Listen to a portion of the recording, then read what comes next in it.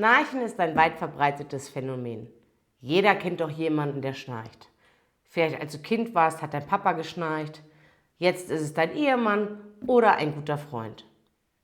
Vielleicht bist du auch gerne in den Bergen unterwegs, so wie ich, und schläfst in einem Bettenlager. Da ist immer jemand dabei, der schnarcht. Und heute erzähle ich dir, wenn du schnarchst, warum es dir vielleicht dein Leben retten kann.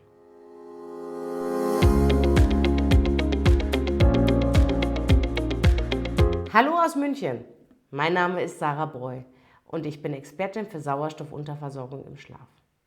Heute erzähle ich dir, warum Schnarchen dein Leben retten kann. Zuallererst mal die gute Nachricht, Schnarchen ist keine Erkrankung, sondern eher ein akustisches Problem, insbesondere für den Bettpartner. Es gehört aber zu den Leitsymptomen der obstruktiven Schlafapnoe, also einer Sauerstoffunterversorgung, während du schläfst. Aber mal ganz von vorne. Warum schnarchen wir überhaupt? Der liebe Gott hat uns mit Atemwegen ausgestattet, die nachts kollabieren. Ansonsten könnten wir nämlich gar nichts essen, wenn wir hier Knochen hätten. Also generell ist alles eher sehr eng gestaltet. Und wenn dann noch Luft durch enge Röhren strömt, entstehen Geräusche. Schnarchgeräusche können auf verschiedenen Ebenen entstehen.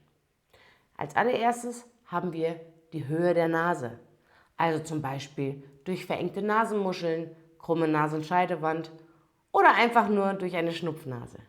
Die zweite Ebene ist in Höhe des Rachens, zum Beispiel durch ein extra langes Zäpfchen oder ein großes Gaumensädel. Als dritte Ebene haben wir die Ebene des Kehldeckels. Dort zu schnarchen oder dass dort Schnarchgeräusche entstehen, ist zwar eher selten, aber kommt trotzdem durch zu schlaffe Muskeln vor. Aber wusstest du, dass 94% der Menschen, die an einer obstruktiven Schlafapnoe leiden, das heißt an einer Sauerstoffunterversorgung im Schlaf, schnarchen? Und du kannst dich jetzt glücklich schätzen, wenn du schnarchst, dann solltest du dich nämlich testen lassen, ob du vielleicht an so einer Sauerstoffunterversorgung im Schnarch leidest. Merken tust du dies, wenn du zum Beispiel 6, 7, 8 Stunden geschlafen hast und du fühlst dich morgens einfach wie erschlagen. Du hast häufig ein Mittagstief und wenn du Auto fährst oder an sehr langweiligen Tätigkeiten teilnimmst, wie zum Beispiel an einer Zugfahrt oder vorm Fernseher sitzt, sehr häufig einschläfst. Das sind alles Anzeichen, dass du einfach in der Nacht nicht genug Sauerstoff kriegst.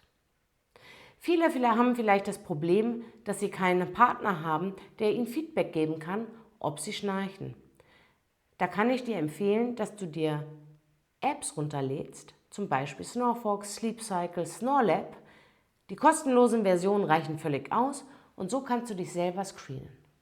Also wenn du dich morgens nicht fit und unerholt fühlst, dann teste dich einfach mal selber.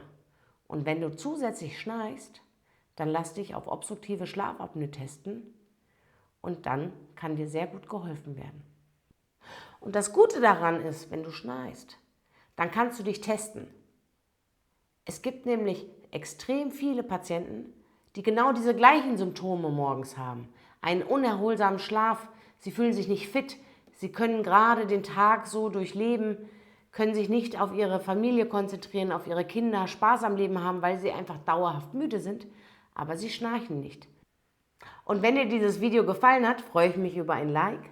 Und wenn du weitere spannende Informationen zum Thema Schnarchen und Sauerstoffunterversorgung haben möchtest, dann abonniere meinen Kanal.